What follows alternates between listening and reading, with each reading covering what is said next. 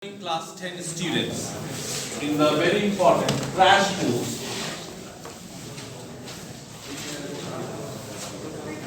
of maths class, and I can say that today I am going to explain the theorems which are sure short question for your board examinations. As I have said in the graph, when I take this topic graph in the crash course, I told you that this is a sure short question of 4 marks.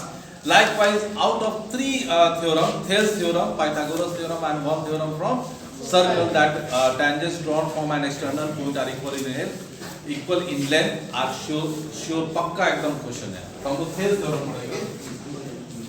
Thales is the Greek mathematician, and he gives us a relation of the triangle related to similarity, and this theorem is known as BPT, basic proportionality theorem.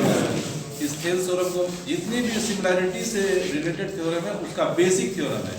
इसको इसलिए Thales theorem को दूसरे नाम से हम लोग जानते हैं, जिसका नाम क्या हो गया, बेसिक प्रोपोर्शनैलिटी थ्योरम, BPT इसको हम कहते हैं. ये थ्योरम क्या कहता है कि if a line drawn parallel to one side of a triangle, divide the other two sides in equal ratio. Divide other two sides proportionally. ये थ्योरम केवल 3 स्टेप में प्रूफ होता है बच्चों. ये थ्योरम केवल 3 स्टेप में प्रूफ होता है, ठीक है ना.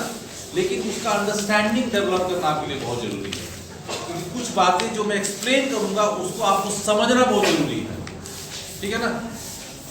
तो इसके बाद हमको एक फिगर ड्रॉ करना पड़ेगा.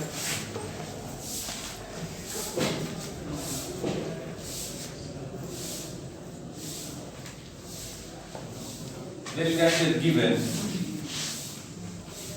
DE is parallel to BC in triangle ABC. Also, this is the fact. What you have to prove? AD upon DB is equal to AE upon AC.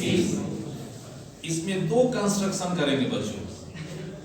Draw DM perpendicular on AC. DM perpendicular on AC, EN perpendicular on AB, EN perpendicular on AB, join BE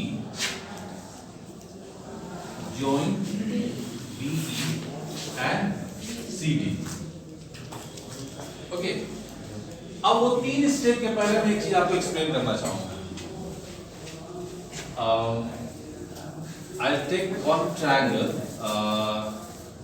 DEC. ये D है, ये E है, और यहाँ हमारा C है, ठीक है. Now here perpendicular is drawn from D to AB. इस प्रोड्यूस साइड में यहाँ A है, देख रहे हैं ना, ये A है और यहाँ C है. अब एक चीज आपको समझना है बच्चों इस फिगर से. This DM is perpendicular on AC. This DM is perpendicular on AC. तो AC के किसी भी पार्ट पर परपेंडिकुलर है. आप समझ रहे हैं ना, AC लाइन के किसी भी पार्ट पर वो परपेंडिकुलर है. This DM is perpendicular on AE as well as on EC. आपको समझ आ रहा है?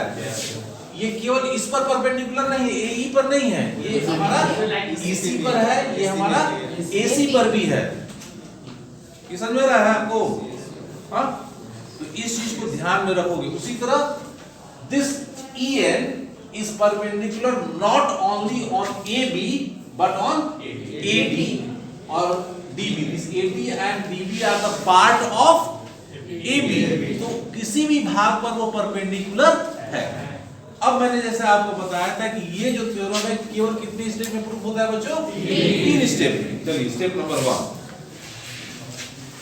Proof area of triangle ADE, इससे आपको AD मिल जाएगा बच्चों, मिलेगा ना? अब मैं आपसे एक क्वेश्चन पूछ रहा हूं, हमको चाहिए DB, हमको चाहिए DB। तो ये DB जो ट्रायंगल, DB जो साइड है वो किस किस में है? वो ट्रायंगल DBC में भी है और वो ट्रायंगल DEC में भी है, ट्रायंगल DEC में भी है। इसमें भी हमारा देख रहे हैं सॉरी DB हमारा DEC और DBE में है, DBE में है। अब आपके पास दो ऑप्शन है, ऑप्शन नंबर 1 और ऑप्शन नंबर 2। तो DB लेने के लिए जो परपेंडिकुलर में हमारा सॉरी डिनोमिनेटर में जो साइड है, इसको लेने के लिए इन दोनों ट्रायंगल में से कौन सा ट्रायंगल लेंगे और क्यों लेंगे, ये इस थ्योरम की समझ जाइए सबसे बड़ी चाबी है। जिसको आपको समझ गए तो ये थ्योरम आप कभी भी नहीं गलत करोगे। किसी के पास है इसका आंसर कि हम DBC और DBE में से कौन सा ट्रायंगल लेंगे और क्यों लेंगे, ये हमको बताइए प्लीज। इसका हिंट्स मैंने थोड़ी देर पहले आपको बताया था, परपेंडिकुलर वाला। हमको DB साइड लेना है बच्चों, हिंट्स आपके लिए क्या है? हमको DB साइड लेना है, ठीक है ना? तो अगर हम DB साइड ले रहे हैं तो हमको एक उस ट्रायंगल का एरिया निकालना पड़ेगा जिसमें DB साइड पड़े, और उसके लिए क्या ट्रिक है कि उस DB पर हमारा एक वेरी गुड उस DB पर हमारा क्या हो, परपेंडिकुलर हो उसके अपोजिट साइड से। तो हम जब ट्रायंगल बोलते हैं DBE, तो DBE ट्रायंगल 3 नाम से होता है, एक हो गया D, एक हो गया B और एक हो गया E। तो बेस हो गया DB, तब बचा हुआ कौन सा साइड हो गया? E हो गया, और बचा हुआ साइड C हुआ। इसमें बचा हुआ साइड C हुआ और बचा हुआ साइड E हुआ।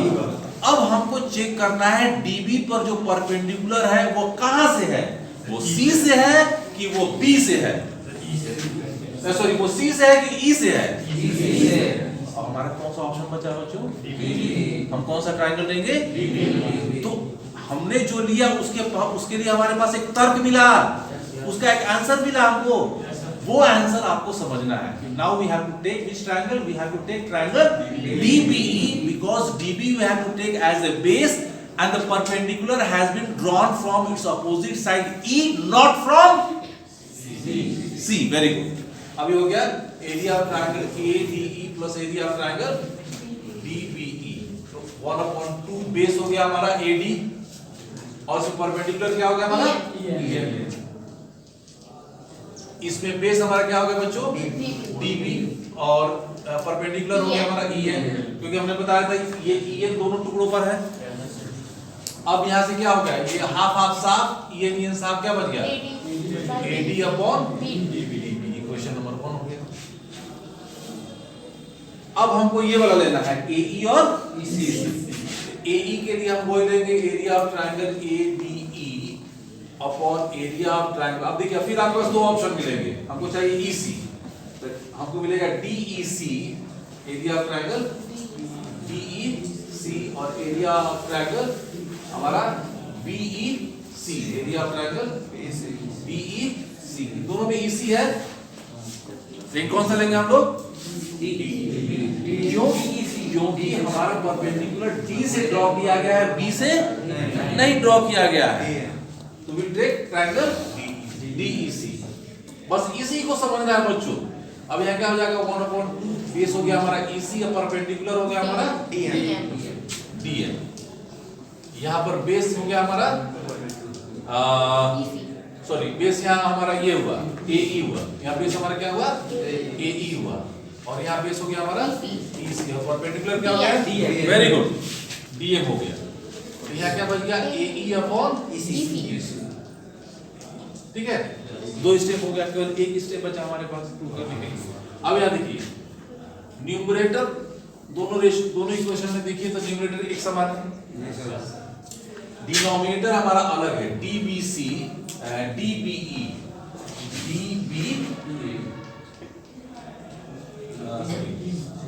DBE DEC भी है हमारा, DEC भी है, और हमारा ये है हमारा ये भी ट्रायंगल है, ठीक है ना। तो इन दोनों ट्रायंगल को देखने से हमको अब क्लास 9 के एक थ्योरम को आपको याद करना पड़ेगा कि triangle lies on same base. ये दोनों इसका बेस पर है, same parallel line are equal in area.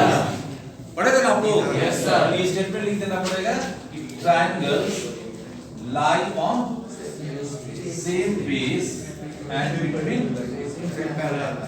same parallel lines are equal in area। अब आपको लिख देना पड़ेगा कि area of triangle DBE is equal to area of triangle DEC।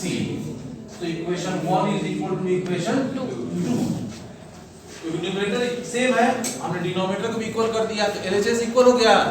LHS equal हो गया तो क्या होगा? LHS equal to AD upon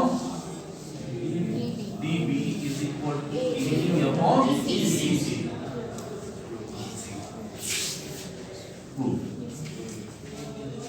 कितना आसान है?